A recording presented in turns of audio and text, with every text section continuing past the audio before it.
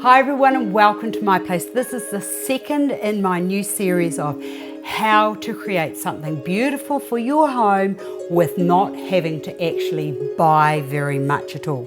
So this is another one of my most favorite designs, and I do it all through the year, and it's sort of almost like one of those transitional types of designs. And it's my autumn arrangement actually. It's when like there's not many flowers anymore, and I've got plenty of apples, and I've got a bit of artificial stuff, and find a bit of something green, find a bucket, put the water into it and just throw it together. I love that type of designing. And sometimes I think just by throwing it together, you just let nature do its bit so that when everything settles, it's like, oh yes, beautiful. So into my bucket here, my wine bucket actually, I've put some water, and I went outside across to the neighbours and I saw all of this just growing over the path, and I thought I'll just give her a wee hand and I'll do the pruning of that. So I'm just going to push all of that into there. Look at that, just throw it in. There's a bit of high bits, a bit of low bits. It's just how nature, it's grown for nature. Now, these windfall apples, I love these apples. I'm going to put these in now, and I'm going to put them down in through the leaves, which are going to help it to be sturdy and strong.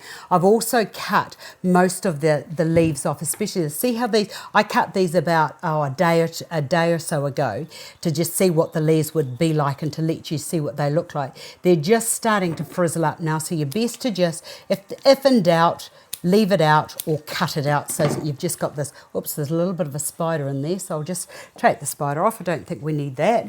And then I'm just going to push those into there. And I just love the shape of the apples and the colour of the apples beside the beautifulness of the green. Now I've got another one here which I'm going to push down into there. I've got this here which I'm just going to push down and into there. You have to be careful with your weights, and you need to make sure that whatever your container you're using is short, squat, thick and heavy, and it's made heavier and more weighted down because I've got the water into it. But if you are in doubt, just put some stones into the bottom of your container, and that'll just give it the weight that you need, especially if you're using the apples, because these apples are very, very, very heavy. And I think I'm just going to put that there so that when their display is finished, to extend it out a little bit further, we'll just put the apple there. And I just love that little bit of leaf that's just, oh, is it dead yet? Nearly.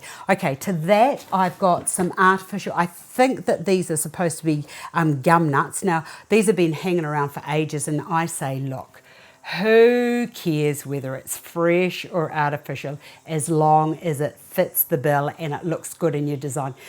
So with these, instead of cutting them, because I might want to use them for something else, just bend that up and then very carefully just put that down into there. We'll have a little bit of height. Oh, look at that. So it's just green on green, and it's just strong and rugged and gives that country feel to your design. Now I'll do the same with this. Just bring that up and over to there, and I'll push that down into there.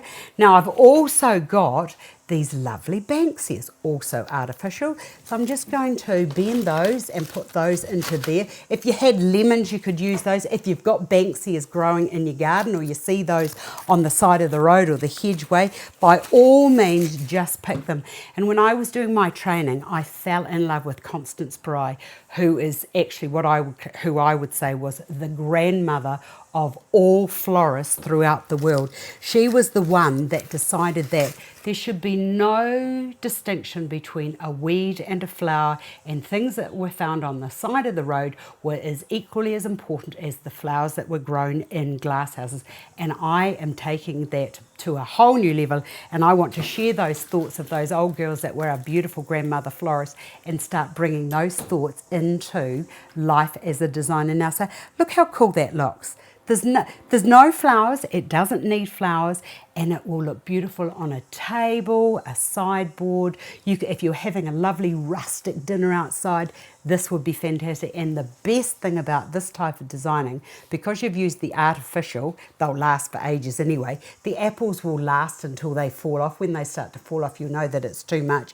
And as for this beautiful magnolia, that magnolia will last for ages and ages and ages. So there's another simple design, not using very much, not much effort involved, but it looks fantastic. I hope you've enjoyed this. I've enjoyed sharing with you, and I look forward to seeing you all again another day.